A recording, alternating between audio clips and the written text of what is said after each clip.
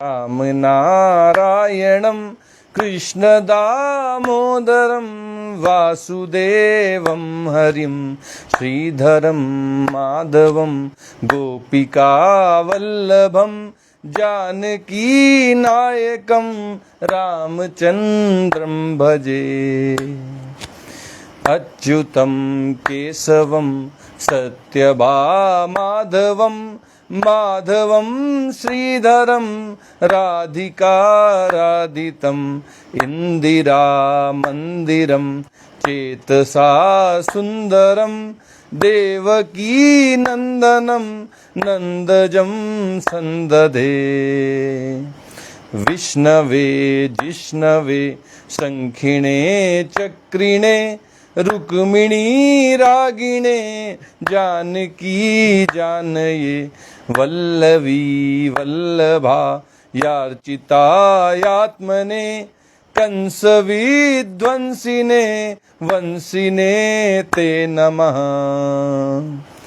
कृष्ण गोविंद हे राम नारायण श्रीपते वासुदेवाजित श्रीनिधे अच्युतानंत हे माधवाधोक्षज द्वारका नायक द्रौपदी रक्षक। राक्षस क्षोभित सीतया शोभितो दंडकारण्यभू पुण्यता कारणा लक्ष्मणेनान्वितो वानरै सेवितो अगस्त्य संपूजितो राघवः पातु माम्। धेनुकारिष्टहा निष्टकृद्वेषिणां केशिहा कंसहृद वंशिका वादकः पूतना कोपका सूरजा खेलनो बाल गोपालकः पातु मां सर्वदा। विद्युद्योतवत् प्रस्फुरत् वाससं प्रावृडम्भोदवत् प्रोल्लसत् विग्रहं वन्यया मालया शोभितोरस्थलं लोहिताङ्घ्रिद्वयं वारिजाक्षं भजे। कुञ्चितैकुन्तलैर्भ्राजमानाननं रत्नमौलिं लसत् कुण्डलं गण्डयो हारकेयूरकं कङ्कणप्रोज्ज्वलं किङ्किणी मञ्जुलं श्यामलं तं भजे। अच्युतस्याष्टकं यः पठेदिष्टदं प्रेमता प्रत्यहं पुरुषा सस्पृहं वृत्तता सुन्दरं वेद्य विश्वम्भरं तस्य वश्यो हरिर्जायते सत्वरं तस्य वश्यो हरिर्जायते सत्वरम्। जय श्री कृष्णा। आज की श्रीमद् भागवत कथा में आप सबका स्वागत है। श्रीमद् भागवत के द्वितीय स्कंद के 10वें अध्याय की कथा कही जा रही है। श्री सुखदेव जी महाराज राजा परीक्षित को किस प्रकार सृष्टि में जीव आया उसका एक क्रम बता रहे हैं। सबसे पहले विराट पुरुष आए। उन्होंने 1000 वर्षों तक जल को अपना निवास स्थान बनाया। नर रूप उस विराट पुरुष का था, इसलिए नर जिसमें रहा वह जल नार कहलाया और उस नार में रहने के कारण 1000 वर्षों तक वह विराट पुरुष नारायण कहलाया। नारायण के अंदर सबसे पहले इंद्रिय बल, फिर मनोबल, फिर शरीर बल उत्पन्न हुए और फिर उनके प्राण उत्पन्न हुए। जब प्राण चलने लगे तो उस विराट पुरुष नारायण को भूख लगी तो सबसे पहले मुंह बना। मुख प्रकट हुआ उसके बाद तालु प्रकट हुई और उसके बाद रसेंद्रिय यानी जिह्वा उत्पन्न हुई। इसके बाद जब उनकी इच्छा बोलने की हुई तो वाक इंद्रिय यानी कि वाणी भी उत्पन्न हो गई। आगे की कथा सुनाते हुए श्री सुखदेव जी महाराज कहते हैं कि विवक्षोर मुख तो भूमनो वह निर्वाग व्याहृतम तयोः जले वै तस्य सुचिरम निरोधा समजायत। श्री सुखदेव जी महाराज कहते हैं कि जब नारायण की इच्छा बोलने की हुई तब वाक इंद्री और वाक इंद्री यानी वाणी के अधिष्ठात्री देवता अग्नि और वाणी का जो विषय है बोलना, ये तीनों प्रकट हो गए।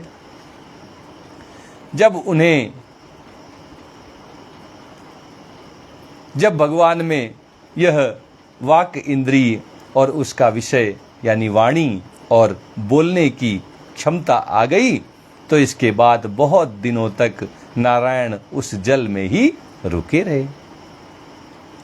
नासिके निरभिद्येताम दोधूयति नभस्वती तत्र वायुर्गंधवहो घ्राणो नसी जिघ्रक्षतः। आगे की कथा कहते हुए श्री सुखदेव जी महाराज कहते हैं कि श्वास का जो वेग था नारायण का, उस वेग से नासिका छिद्र प्रकट हो गए। जब उन्हें सूंघने की इच्छा हुई तब उनकी नाक यानी घ्राणेंद्रिय आकर बैठ गई और जो नाक है, घ्राणेंद्रिय है, उसके अधिष्ठात्र देवता गंध को फैलाने वाले वायु देवता प्रकट हो गए। तो एक एक करके भगवान के शरीर का एक एक अंग प्रकट हो रहा है। जो इंद्री प्रकट हो रही है उसका विषय भी उसके साथ ही उत्पन्न हो रहा है और उसके जो अधिष्ठात्र देवता हैं वो भी उत्पन्न हो जा रहे हैं। यदात्मनि निरालोकम आत्मानं च दिदृक्षतः निर्भिन्ने यक्षिणी तस्य ज्योतिश्चक्षुर गुणग्रह। श्री सुखदेव जी महाराज राजा परीक्षित से कहते हैं कि पहले उन नारायण के शरीर में प्रकाश नहीं था, अंधकार में भगवान का शरीर था। फिर जब उन्हें अपने को तथा दूसरे वस्तुओं को देखने की इच्छा हुई तब नेत्रों के छिद्र उनके अधिष्ठाता सूर्य नारायण भगवान और नेत्र इंद्रिय प्रकट हो गए। इन्हीं से रूप का ग्रहण होने लगा। भगवान की नेत्र उत्पन्न हो गए हैं, सूर्य देवता उत्पन्न हो गए हैं, देखने की जो शक्ति है वो उत्पन्न हो गई। बोध्यमानस्य ऋषिभिर आत्मानस्तज्जिघ्रक्षतः कर्णौ च निरभिद्येताम दिशा श्रोत्रम गुणग्रह। फिर क्या हुआ? जब वेद रूप ऋषि विराट पुरुष को स्तुतियों के द्वारा जगाने लगे तब उन्हें सुनने की इच्छा हुई। वेद रूपी ऋषि, वेद जो हैं वो ऋषि के रूप में उन विराट पुरुष को जगाने के लिए स्तुतियां करने लगे। उन स्तुतियों को सुनने की जब भगवान नारायण में इच्छा उत्पन्न हुई तो उनके कान उत्पन्न हो गए और उनके जो कान हैं उनके अधिष्ठात्र देवता दिशाएं उत्पन्न हो गईं और श्रोतेंद्रिय प्रकट हो गई। कान उत्पन्न हुआ, सुनने की क्षमता उत्पन्न हुई और दिशाएं उत्पन्न हो गईं जो कि श्रोतेंद्रिय यानी कान की अधिष्ठात्र देवता है।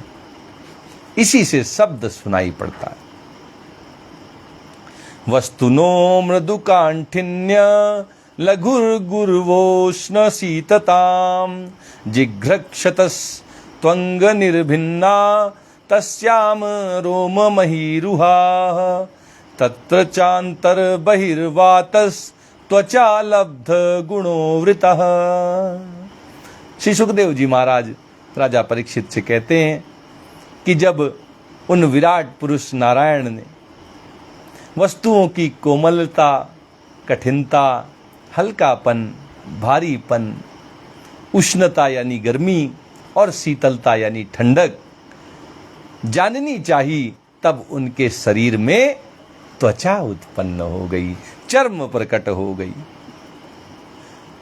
पृथ्वी में जैसे वृक्ष निकल आते हैं, उसी प्रकार उस चर्म में, उस त्वचा में रोए पैदा हुए और उसके भीतर बाहर रहने वाला वायु भी प्रकट हो गया। वायु हमारे रोम छिद्रों से अंदर आती है, बाहर जाती है। कई बार पसीना हमें आता है शरीर को ठंडा रखने के लिए, वो भी इन्हीं रोम छिद्रों से निकलता है। ये रोम छिद्र भगवान को जब महसूस करने की इच्छा हुई, जानने की इच्छा हुई, शीतलता, कोमलता, उष्णता, हल्कापन, भारीपन, तब ये त्वचा उनकी उत्पन्न हुई। और सुखदेव जी महाराज कहते हैं कि जैसे पृथ्वी से वृक्ष निकल आते हैं, पेड़ पौधे पृथ्वी में उगते हैं, ऐसे ही जब भगवान की त्वचा उत्पन्न हुई तो उससे रोम भी उत्पन्न हो गए, रोए निकल आए भगवान को। और जो इस त्वचा से अंदर जाने वाली और बाहर निकलने वाली वायु है, वो भी इसके साथ ही प्रकट हो गई। स्पर्श ग्रहण करने वाली त्वचा इंद्री भी साथ ही साथ शरीर में चारों ओर लिपट गई और उससे उन्हें स्पर्श का अनुभव होने लगा। इस तरह भगवान की त्वचा बन गई। हस्तौरुरु हतुस्तस्य नाना कर्म चिकीर्षया तयोस्तु बलमिन्द्रश्च आदानमु भयाश्रयम्। जब उन परम पिता परमेश्वर नारायण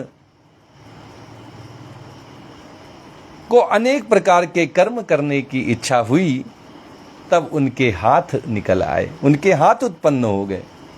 उन हाथों में ग्रहण करने की शक्ति हस्तेंद्रिय और उनके अधिदेवता इंद्र प्रकट हो गए। ये जो हमारे हाथ हैं, इनके अधिष्ठाता हैं इंद्रदेव। तो हाथ उत्पन्न हुए, हाथ में शक्ति आई कर्म करने की और अधिष्ठात्र देवता इंद्र भी प्रकट हो गए। और दोनों के आश्रय से होने वाला ग्रहण रूप कर्म भी प्रकट हो गया। जो हम अपने हाथों से कार्य करते हैं, वह कर्म भी इनके साथ ही प्रकट हो गया। गतिम जिगीषितः पादौ रुरुहाते भिकामिकाम पद्भ्याम यज्ञः स्वयं हव्यम कर्म भी क्रियते नृभिः। जब उन नारायण भगवान को अभीष्ट स्थान पर जाने की इच्छा हुई, जल से निकलकर अब वो कहीं और जब बसेरा बनाने की सोचते हैं, तब उनके शरीर में पैर निकल आते हैं, पैर उग जाते हैं। पैरों के साथ ही जो चरण इंद्री के अधिष्ठाता हैं, वह स्वयं यज्ञ पुरुष भगवान विष्णु भी उत्पन्न हो जाते हैं और उन्हीं में चलना रूपी कर्म भी प्रकट हो जाता है। तो पैर निकल आए, पैरों से जो चलने की क्रिया होती है वो भी उत्पन्न हो गई, और जो चरणों के अधिष्ठाता हैं भगवान विष्णु, जो यज्ञ पुरुष हैं, वे भी उत्पन्न हो गए। मनुष्य इसी चरणेंद्री से चलकर यज्ञ सामग्री को एकत्र करते हैं। वास्तव में हम सबके जीवन का लक्ष्य भगवान को प्रसन्न करना ही है। पैरों से चलकर अगर हम मंदिर जाते हैं, भगवान के जो भी निवास स्थान है, चाहे मंदिर हो, मस्जिद हो, गुरुद्वारा हो या कि चर्च हो, जहाँ पर भी हम जाते हैं, चरणेंद्री से चलकर, अपने पैरों से चलकर जाते हैं, तो वो पैरों को इस शरीर के रहते रहते जीवन मुक्त कर देती है। पैरों का जो वास्तविक उद्देश्य है वह पूरा हो जाता है। भगवान के धाम को जाना ही पैरों का उद्देश्य है। इन्हीं पैरों से चलकर यज्ञ की सामग्रियां उत्पन्न हो जाएं, भगवान के धाम हम पहुंच जाएं, तो तो ये जिस कारण से भगवान ने हमें चरण दिए हैं उनका मिलना जो है पूरी तरह से हमारे को ये जो पैर मिले हैं इनका मिलना चरितार्थ हो जाएगा, इनका उद्देश्य पूरा हो जाएगा। निर्भिद्यत शिष्णो वै प्रजानंदामृतार्थिनः उपस्थ आसीत कामानां प्रियम तदुभयाश्रयम्। संतान, रति और स्वर्ग भोग की कामना होने पर उन विराट पुरुष के शरीर में लिंग की उत्पत्ति हुई। उसमें उपस्थेंद्रिय और प्रजापति देवता तथा इन दोनों के आश्रय रहने वाले काम सुख का भी आविर्भाव हुआ। इस तरह भगवान की जो जननेन्द्रिय है वो भी उत्पन्न हो गई और जननेन्द्रिय के जो अधिष्ठाता देवता हैं प्रजापति देवता, उनकी उत्पत्ति हुई और जो काम सुख है इसका भी आविर्भाव हुआ। उत्सीश्रक्षोर्धातुमलं निर्भिद्यत वै गुदम ततः पायुस्ततो मित्र उत्सर्ग उभयाश्रयः। जब उन्हें मल त्याग की इच्छा हुई, उन नारायण के मन में मल त्याग की जब इच्छा आई तब गुदा द्वार प्रकट हुआ। तत्पश्चात उसमें जो पायु इंद्रिय है और जो गुदा इंद्रिय की जो अधिष्ठाता देवता मित्र देवता हैं उनकी भी उत्पत्ति हो गई।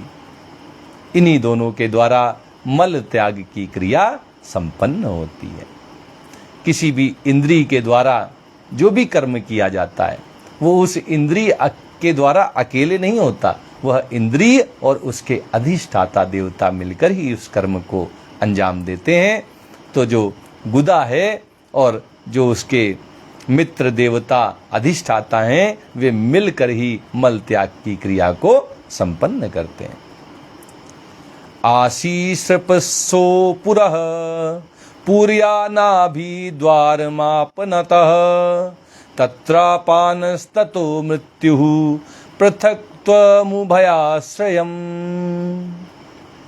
श्री सुखदेव जी महाराज कहते हैं कि अपान मार्ग द्वारा एक शरीर से दूसरे शरीर में जाने की इच्छा होने पर नाभि द्वार प्रकट हुआ। जब भगवान को शरीर बदलने की इच्छा हुई तब उनका ये जो नाभि द्वार है यह प्रकट हुआ। उससे अपान और मृत्यु देवता प्रकट हुए। इन दोनों के आश्रय से ही प्राण और अपान का विक्षोभ यानी मृत्यु होती है। प्राण और अपान ये दोनों जो अलग अलग हो जाते हैं मृत्यु के समय, यह क्रिया कहाँ से संपन्न होती है? ये नाभि के द्वार से संपन्न होती है। नाभि द्वार के जो अधिष्ठाता देवता हैं वो मृत्यु देवता हैं। जो शरीर में प्राण आते हैं जाते हैं, इनके आने जाने की क्रिया जब रुकती है तो ये नाभि द्वार ही इसको पूर्ण करता है। इस विक्षोभ को, इन दोनों को अलग करने का कार्य ये नाभि द्वार से ही होता है। मृत्यु के देवता और नाभि मिलकर इस काम को अंजाम देते हैं।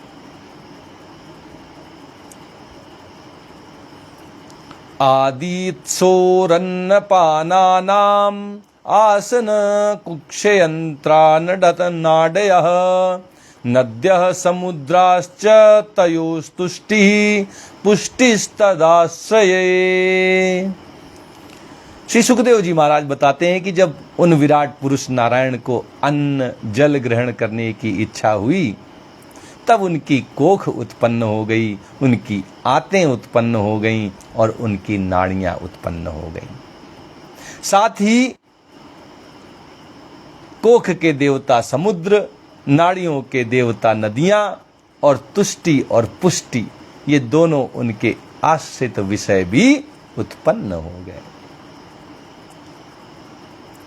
निदिध्यासोरात्ममायां हृदयं निरभिद्यत ततो मनस्ततश्चंद्रः संकल्पः काम एव च। जब उन नारायण भगवान को अपनी माया पर विचार करने की इच्छा हुई। जब उन्होंने अपनी माया पर विचार करना चाहा, तब हृदय की उत्पत्ति हुई। उससे मन रूपी इंद्रिय और मन से उनके अधिष्ठात्र देवता चंद्रमा तथा उसका जो विषय है कामना और संकल्प, ये सब प्रकट हो गए। माया पर विचार करने के कारण हृदय की उत्पत्ति, हृदय के अधिष्ठाता देवता जो हैं, मन के अधिष्ठाता देवता जो चंद्रमा हैं, और इनके जो विषय हैं कामना करना, संकल्प करना, इन सब की उत्पत्ति भगवान ने जब माया पर विचार किया, माया का विचार किया, तब ये सब उत्पन्न हो गए। त्वक् चर्म मांस रुधिर मेदो मज्जा स्थिधातवः भूम्यप्तेजो मया सप्त प्राणो व्योमाम्बुवायुभिः। सुखदेव जी महाराज बताते हैं कि विराट पुरुष के शरीर में पृथ्वी, जल और तेज से 7 धातुएं प्रकट हुई। त्वचा, चमड़ी यानी चर्म, मांस, रुधिर, मेद, मज्जा और अस्थि। इसी प्रकार आकाश, जल और वायु से प्राणों की उत्पत्ति हुई। अलग अलग जो पंच महाभूत हैं, उनसे भगवान के अलग अलग अंग प्रकट हुए हैं। जैसे कि पृथ्वी, जल और तेज, इन सब से 7 चीजें प्रकट हुई। क्या क्या उत्पन्न हुआ? त्वचा, चर्म, मांस, रुधिर, मेद, मज्जा और हड्डियां, अस्थि। और जो आकाश, जल और वायु हैं, इनसे भगवान के प्राणों की उत्पत्ति हुई। गुणात्मकानि इंद्रियाणि भूतादि प्रभवा गुणाः मनः सर्व विकारात्मा बुद्धिर्विज्ञान रूपिणी। ये जो भगवान के कान आदि सब इंद्रियां हैं, शब्द आदि जो विषय हैं, वे विषय भगवान के अहंकार से उत्पन्न हुए। मन सब विकारों का उत्पत्ति स्थान है और बुद्धि समस्त पदार्थों का बोध कराने वाली है।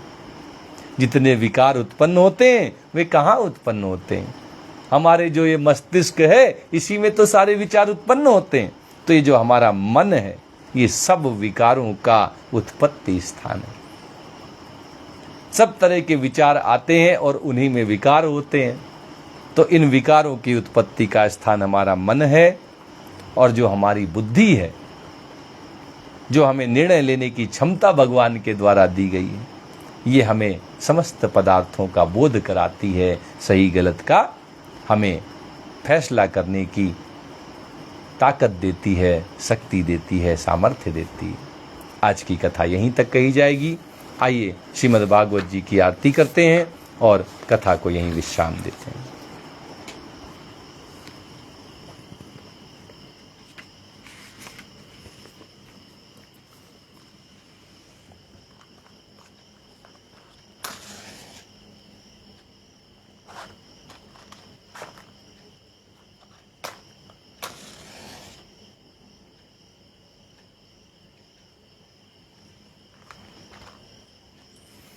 प्रेम से बोलिए वृंदावन बिहारी लाल की जय। श्री भागवत भगवान की है आरती, पापियों को पाप से है तारती। श्री भागवत भगवान की है आरती, पापियों को पाप से है तारती। ये अमर ग्रंथ, ये मुक्ति पंथ, ये पंचम वेद निराला, नव ज्योति जलाने वाला। ये अमर ग्रंथ, ये मुक्ति पंथ, ये पंचम वेद निराला, नव ज्योति जलाने वाला। हरि नाम यही हरिधाम यही, हरि नाम यही हरिधाम यही, यही जग मंगल की आरती, पापियों को पाप से है तारती। श्री भागवत भगवान की है आरती, पापियों को पाप से है तारती। ये शांति गीत पावन पुनीत, पापों को मिटाने वाला, हरि दरस दिखाने वाला। ये शांति गीत पावन पुनीत पापों को मिटाने वाला, हरि दरस दिखाने वाला, ये सुख करनी ये दुख हरिणी, ये सुख करनी ये दुख हरिणी। श्री मधुसूदन की आरती पापियों को पाप से है तारती। श्री भागवत भगवान की है आरती पापियों को पाप से है तारती। ये मधुर बोल जग फंद खोल सन्मार्ग दिखाने वाला, बिगड़ी को बनाने वाला। ये मधुर बोल जग फंद खोल सन्मार्ग दिखाने वाला, बिगड़ी को बनाने वाला। श्री राम यही घनश्याम यही, श्री राम यही घनश्याम यही, यही प्रभु की महिमा की आरती पापियों को पाप से है तारती। श्री भागवत भगवान की है आरती पापियों को पाप से है तारती। श्री भागवत भगवान की है आरती पापियों को पाप से है तारती। प्रेम से बोलिए वृंदावन बिहारी लाल की जय, राधा रमण सरकार की जय, राधा वल्लभ लाल की जय। जय श्री कृष्णा, जय श्री कृष्णा।